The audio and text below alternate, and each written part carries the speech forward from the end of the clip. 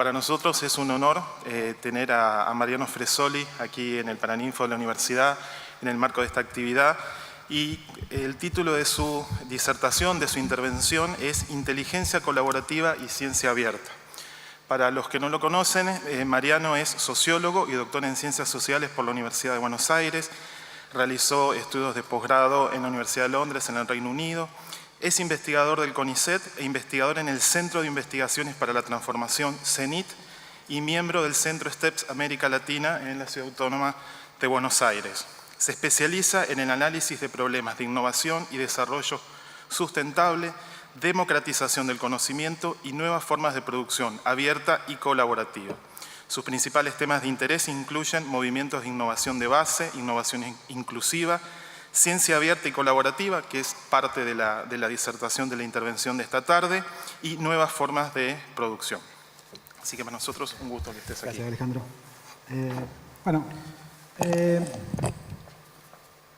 Gracias por la invitación, es un placer estar acá en Santa Fe. Y gracias por la presentación de Roberto Izán, que creo que anticipa algunas de las cosas que voy a contar, y estoy de acuerdo sobre todo en el tema de pensar nuevas categorías para tratar de entender qué está pasando con la sociedad del conocimiento, la sociedad de la información. Y a mí me interesa pensar desde cómo va a ser la humanidad, cómo vamos a ser nosotros como un país periférico para encarar estos problemas, ¿sí? Problemas que se vienen y para los cuales nuestras instituciones están muy poco preparadas, ¿sí? Calentamiento global, enfermedades negadas, soberanía alimentaria, o sea, cualquiera de los objetivos de desarrollo sostenible, que son 17, estoy tomando 3 acá, pero vamos a ver que pueden ser ejemplos de qué es lo que se puede hacer. Pero en principio, uno diría, bueno, la ciencia tiene algo para decir respecto de estos desafíos de desarrollo sostenible, ¿no? El tema es que cuando uno ve la producción científica a escala mundial, se encuentra con esto, ¿sí? Entonces, la producción de papers por autor por país, ¿sí? Y lo que se ve, Argentina está un poco mejor ahora, 2016, el primer mapa de estos mapas que lo hizo Juan Alperín en México, estaba un poquito más flaca, se ve que todavía que creció un poco eso. Para que se den una idea, Brasil tiene alrededor del 5% de la producción mundial de papers, ¿sí? Argentina está alrededor del 1%, ¿sí? Y obviamente Europa, Estados Unidos, incluso China ahora, India, son mucho más gordos en temas de producción de papers, ¿sí? Estados Unidos está alrededor de 600.000 papers, ¿sí? Por año. Entonces, la pregunta acá es si con la producción científica que tenemos va a alcanzar para encarar estos problemas, ¿sí? Sin llegar a la pregunta de Roberto, que es con las categorías que tenemos vamos a llegar a abordar estos problemas, ¿sí? Pero en principio, cuando uno ve este mapa, bueno, está permitido dudar un poco, ¿sí? Y esa producción científica en este contexto, ¿sí? Donde gran parte de los insumos de la producción académica o asociados a la producción académica se encuentran en un estado mucho más accesible que años atrás, ¿sí? En 1995, ¿sí? Internet, cuando se crea la World Wide Web, había 35 millones de usuarios, ¿sí? Internet. Básicamente los científicos nada más utilizaban Internet. Esto es un poco viejo, pero en 2015 había ya más de 3.000 millones de usuarios, ¿sí? Si solamente toman en cuenta Facebook, Facebook tiene 2.000 millones de usuarios, ¿sí? Bueno, hay repositorios de código, de cursos masivos online, vamos a hablar un poquito más adelante de eso, pero SciHub me interesa mucho recalcar esto. Yo cuando estudié en Londres en 2003-2004, si no tenía un paper en la biblioteca de Goldsmiths College o de LSE, cualquiera de los colegios de la Universidad de Londres, tenía que pedirlo, tardaba semanas, era un poco un martirio, ¿no? Se conseguía, pero tardaba un tiempo llegar a eso, ¿sí? Si uno no tiene un paper ahora en la universidad o no tiene acceso a la biblioteca electrónica que provee la Secretaría de Gobierno de Ciencia y Tecnología, ¿qué hace? Va a SciHub. ¿Sí? SciHub, si no sé si lo conoces, es un sitio pirata regenteado desde Rusia, ¿sí? Que básicamente cosecha publicaciones científicas, y SciHub tiene en este momento el 85% de los papers publicados con DOI. Esos son 57 millones de publicaciones científicas. A SciHub entran por día 400.000 usuarios. ¿sí? Entonces, el 85% de las publicaciones con DOI es una porción muy importante del conocimiento científico de la humanidad, ¿sí? Que está disponible sin que usted ni siquiera tenga que pisar la biblioteca de la universidad o la universidad misma, ¿sí? Para cualquier persona, no solo para científicos, no solo para estudiantes, no solo para los investigadores. Cualquier persona que quiera buscar un paper puede acceder a ellos, sin ningún costo. ¿Sí? También es un sitio pirata, pero no tiene costo, ¿sí? Y esto se enfrenta, acá voy a ser un poco provocador, con la vieja imagen de la Torre de Marfil, de las instituciones científicas. Sí, no tanto de la universidad, pero sí tenemos que reconocerlo. Desde la estructura edilicia de nuestras instituciones científicas hasta nuestra forma de comunicarnos, tiene que ver con esta idea de la Torre de Marfil. Si hablamos un lenguaje de especialistas que no siempre se condice con el lenguaje de la calle, con el lenguaje de los problemas comunes de la gente, ¿sí? Y comunicamos de una manera que eso no ayuda a esa interacción. Entonces, cómo saldar esa distancia es importante, y es importante sobre todo teniendo en cuenta esto. ¿Sí?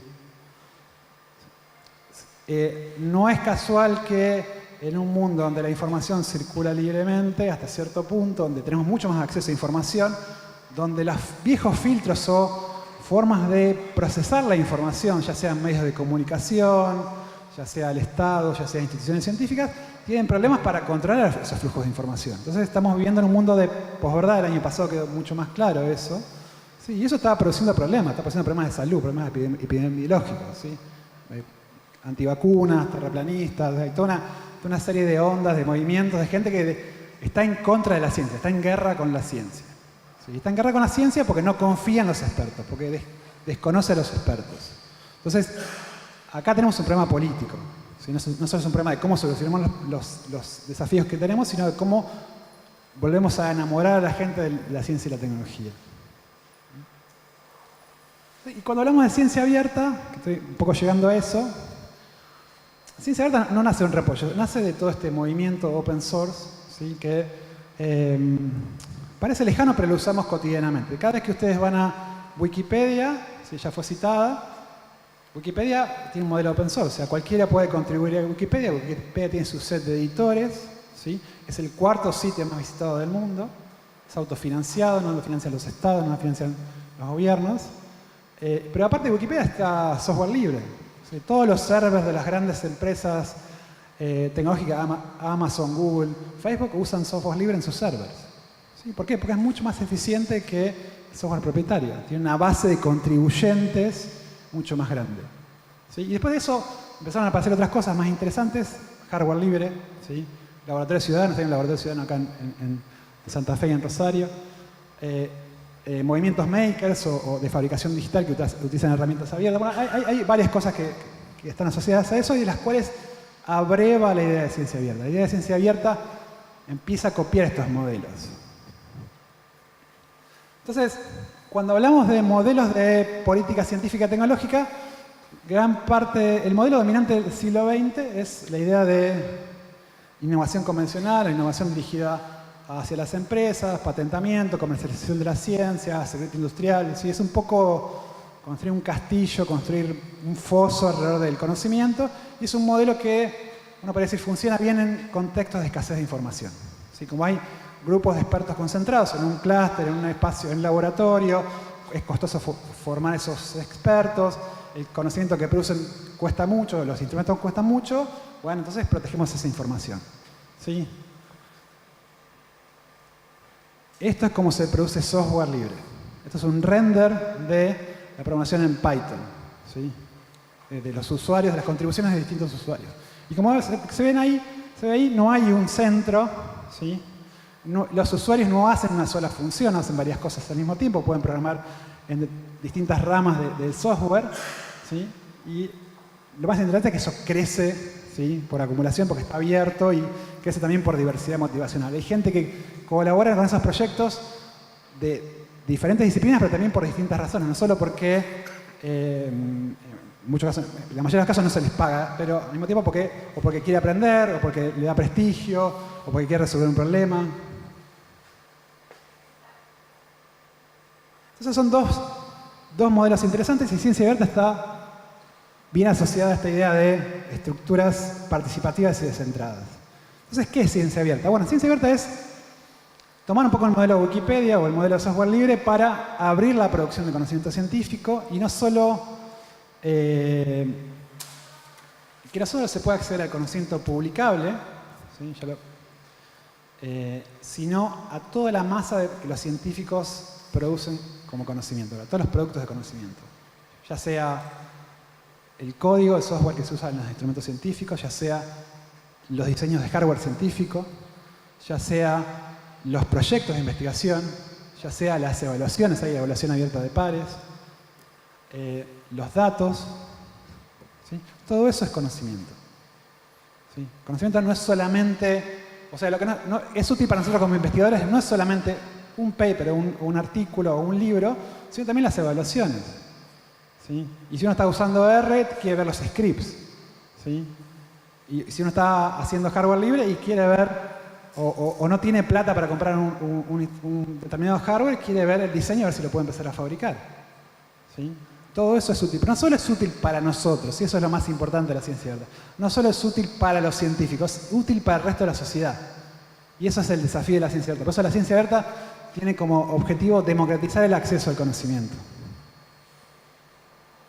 Entonces, voy a hacer un recorrido un poco por distintas fases o distintas formas de hacer ciencia abierta. Y esto es un poco lo más conocido. O sea, lo que hay en Argentina y en el mundo, y donde más se avanzó en ciencia abierta, es en el acceso abierto. ¿Sí?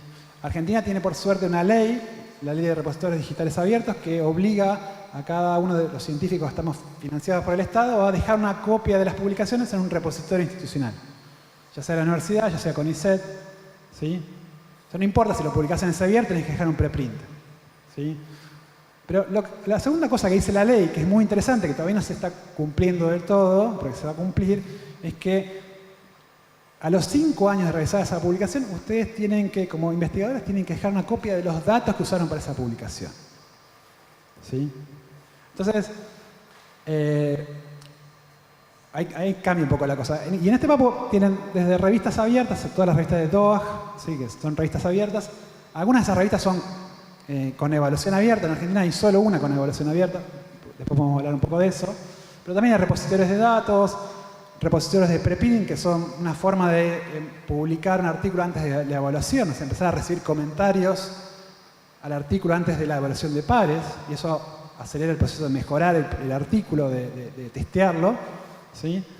Bueno, hablé un poquito ya de Sci-Hub y también repositorios de código. ¿Sí? Los científicos que más usan herramientas digitales están usando GitHub, están usando preprints y están usando repositorios de datos abiertos. ¿Sí? Entonces voy a contar algunos casos de ciencia abierta, de la ciencia ciudadana de hardware libre, como para ilustrar un poco qué es lo que se está haciendo. Esto solo, digo, son unas pastillitas, hay muchas más cosas de lo que voy a mostrar, pero quizás los casos más interesantes. Uno de los casos más interesantes de ciencia abierta es un caso de ciencia ciudadana que se llama IBER, ¿sí? Que es una plataforma de observación de aves. ¿Sí? Las observaciones de aves tienen una tradición centenaria, tanto en Estados Unidos como en Argentina, como en otros países. Interesante porque es medio en paralelo.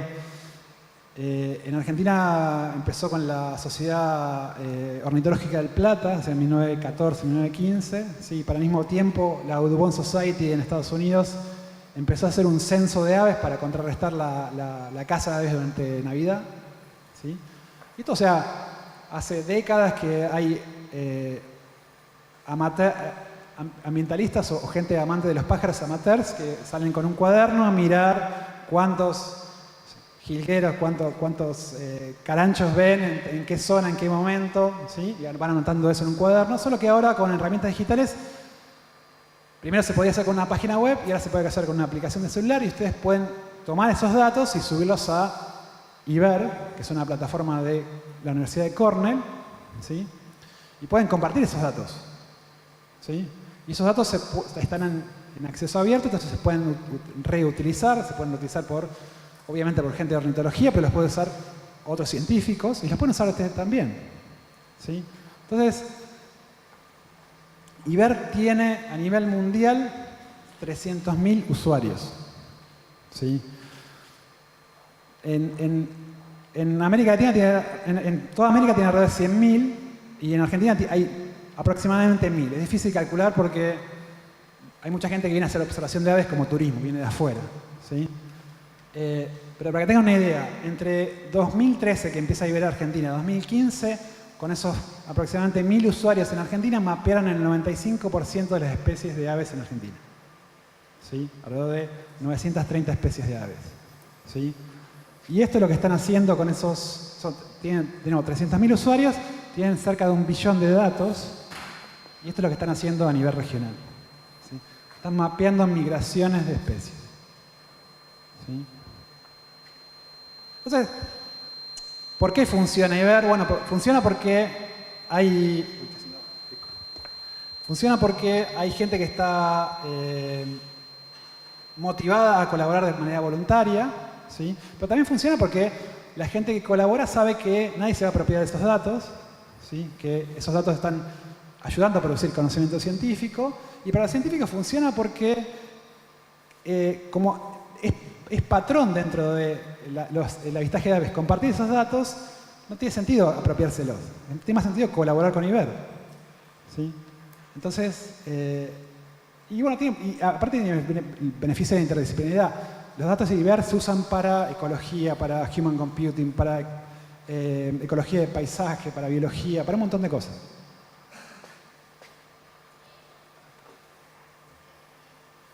Y después hay así como está IBER, que es un gran caso internacional, también hay algunos casos locales, ¿sí? Y asociados a los desafíos de desarrollo sustentable que mencionaba. Este es un caso de un amigo, de Joaquín Cochero, con un grupo de investigadores de la Universidad de La Plata, que desarrollaron esta aplicación para identificar vinchucas. ¿Sí? Y lo primero que hicieron fue, una becaria hizo un relevamiento de todos los casos identificados por científicos de vinchucas, de distribución poblacional de esas vinchucas, así que ese mapa que se ve ahí, que se puede consultar. Pero aparte, con esta aplicación lo que hacen es empezar a producir nuevos datos sobre la distribución de vinchucas. ¿Sí? Geovín todavía tiene muy pocos usuarios, pero imagínense lo que sucedería si aumentara la cantidad de usuarios y qué valor tienen esos datos para, por ejemplo, el Ministerio de Salud. ¿Sí? O para un hospital. ¿Sí? Esta es otra manera de cómo la participación ciudadana y la ciencia abierta pueden ayudar a enfrentar los desafíos de desarrollo sustentable. Este es un caso parecido de identificación de mosquitos, voy a pasar un poquito rápido. Y después otra cosa interesante es hardware libre. ¿Sí? Hardware libre para la ciencia en particular, tenemos a una tesista, Julieta Arancio, que está trabajando en esto, es utilizar plaquetas electrónicas, sensores de muy bajo costo para desarrollar instrumentos científicos, en el cual se comparten tanto el diseño como el software de ese hardware, y también es una red internacional, se reunieron en Chile, se reunieron en China el año pasado. Y lo que están haciendo es produciendo hardware científico a 1/3 del valor comercial. Entonces, en este caso, esta noticia de The Guardian en Londres, un grupo de científicos está haciendo microscopios para testear calidad de agua en África. ¿Sí? Nosotros hicimos un taller de hardware libre en la Secretaría de Gobierno de Ciencia y Tecnología, donde armamos un colorímetro en el taller, una cosa muy sencilla, pero sobre todo para mostrar que si ustedes quieren empezar a hacer hardware libre, tienen todas las herramientas disponibles. Está disponible el software, está disponible los diseños, tienen tutoriales para hacer eso, hay foros para hacer eso. ¿Sí? Lo mismo pasa con software libre para la ciencia. Si quieren empezar a programar en R o usar R, pasa lo mismo. ¿Sí? Entonces, algo que mencionaba Roberto me parece muy interesante es las formas de aprender, no hacer una receta o arreglar la visita, las formas de aprender ciencia también están cambiando. ¿Sí? Las formas de cómo uno accede a conocimiento muy especializado de estadística, ¿sí? También están cambiando. Y son más accesibles. Eso presenta otra clase de problemas, pero ya habrá tiempo para eso. Y bueno, después algunas cosas un poco más, con más peso, si quieren. Por ejemplo, este consorcio, Structural Genomic Consortium, ¿sí? Que está formado por universidades como Oxford, Toronto, Campinas y algunas empresas farmacéuticas que lo que hacen es innovación abierta. Básicamente hacen un convenio para hacer descubrimiento de proteínas, y en ese descubrimiento de proteínas el conocimiento que se produce dentro de ese consorcio se publica en forma abierta. Entonces se ahorran costos el descubrimiento de proteínas. Después las drogas se patentan, pero al menos en la primera fase, que es el descubrimiento de proteínas, se publica en abierto. E inclusive dentro de este consorcio, hay un grupo que hace lo que se llama cuadernos abiertos de laboratorio, que es algo muy específico, bastante radical en ciencia abierta, que es básicamente hacen una publicación diaria en blog sobre los resultados del laboratorio. ¿Sí? Es como un reality de lo que está pasando en la bitácora del laboratorio. Bueno, también se puede hacer eso.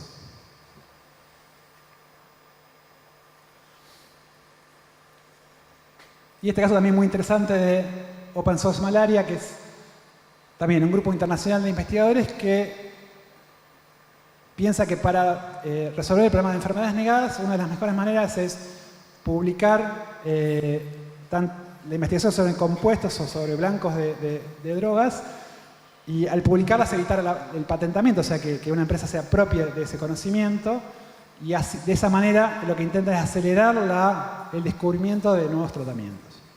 ¿Sí? Hay varias iniciativas de esta es la más conocida. Bueno, pasamos por acá rápido. Después, cursos masivos online. Hay un montón de aspectos de ciencia abierta. Solo para decir, el año pasado había 600 universidades que tenían cursos masivos online. ¿Sí? Y hay desde todo, desde matemática, estadística, biología, astrofísica. Se pueden encontrar cursos masivos online de prácticamente cualquier cosa, gratuitos. ¿Sí? Eso significa que, bueno, ahí la relación con la universidad también cambia. Si uno quiere seguir al profesor más destacado en exoplanetas, en algunos casos no necesita ir a la universidad. Puede bajarse el curso masivo online, y algo que es muy específico, eso tiene curso masivo online. Y por último, en términos de casos ejemplares, quería mencionar esto, que es algo que estamos haciendo en CENIT, que es una experiencia de semillas abiertas que está coordinando Anabel Marín. Y esto en el marco de la discusión sobre la ley de patentes de semillas. La idea de Anabel es repensar la investigación sobre semillas en un contexto en el cual hay cada vez más concentración de la industria. ¿Sí? ¿Qué pasa con las semillas que no son de interés de las grandes empresas? ¿Sí? Desde la semilla de tomate hasta la semilla de zapallo, la semilla de poroto, ¿sí? Todas esas semillas que no tienen un valor de mercado a gran escala, no tienen gran escala potencial, pero que si uno tiene semilla de maíz colorado, de tomate para una zona seca de Santiago del Estero, eso no. ¿Sí? No le puede dar comer los chanchos. Entonces, ¿quién va a desarrollar esa semilla? Entonces, la idea de semillas abiertas de BLF es que las capacidades que hay en INTA y en los laboratorios nacionales públicos de producir mejoramiento de semillas pueda ser compartida sin que eso se patente, pero sobre todo crear una red de mejoradores que pueda informar cómo actúa esa semilla, cuáles son los resultados de esa semilla, que es lo que no tienen los mejoradores en INTA o en los laboratorios públicos ahora. Las empresas sí tienen esa red de mejoramiento, INTA no tiene eso, no tiene más. Entonces, ¿cómo producir ese proceso de interacción de inteligencia colectiva? Bueno, una forma es empezar a digitalizar un poco ese proceso a partir de plataformas como BLF.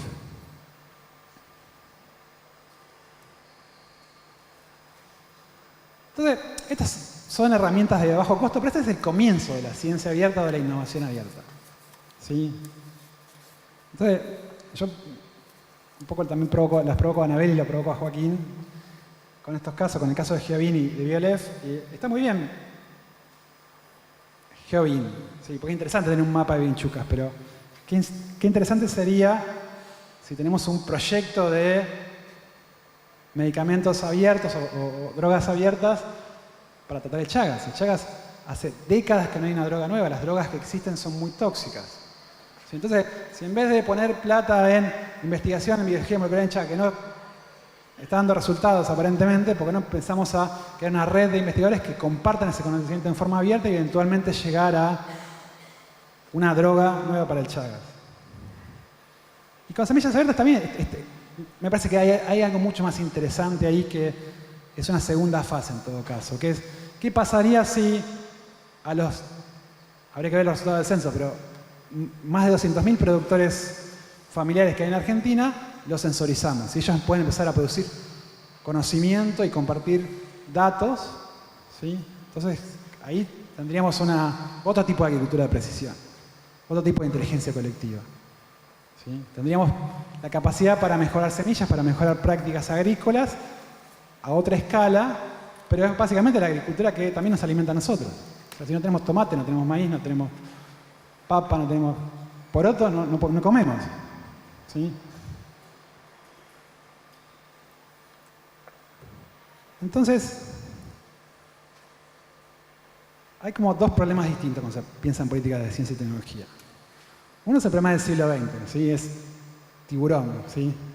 Spielberg, ¿sí? Necesitamos un bote más grande.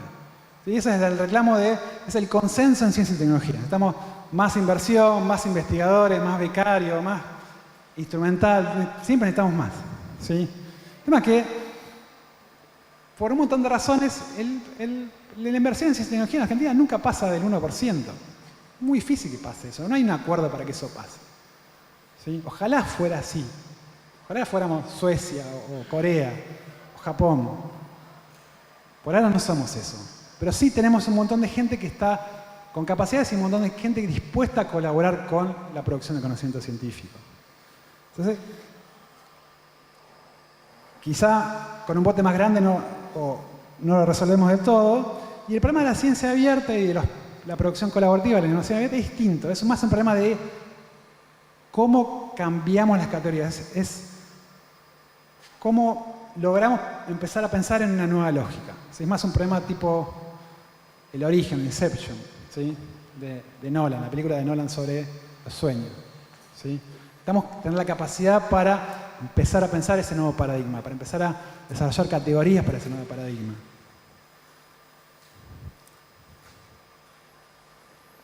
Entonces, algunas de las cosas que estamos haciendo, esto un poco también pinta la dinámica que tenemos para trabajar en ciencia abierta.